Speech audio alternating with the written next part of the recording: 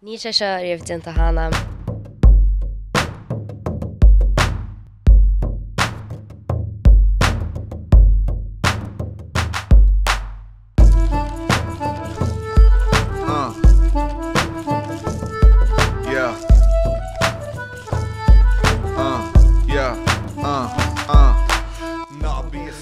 Búil le Róisín Seoige, tá sí feice gom ar an Idirlín agus chunach mé órán scríisiad ar a bennim níl mé marmh, tá sí chóma.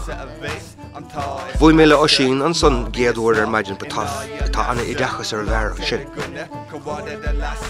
Bhí spéis am gúnaí san náda, cineál filiocht agus gaígus mar sin agus hip-hop. So go náda hánig an náda an dí chéile. Am stocha gur thosa mé amach leis an fóg agus leis an cinabhar sin. Ach, faoi láthair is meas gan é. Tá masúil go mór bheith gaibhrú le Oisín agus le John Spillane chuma rá duine iontach. Do bhaid sé simúil feiceáil ceachaí n-oibríonn sé amach.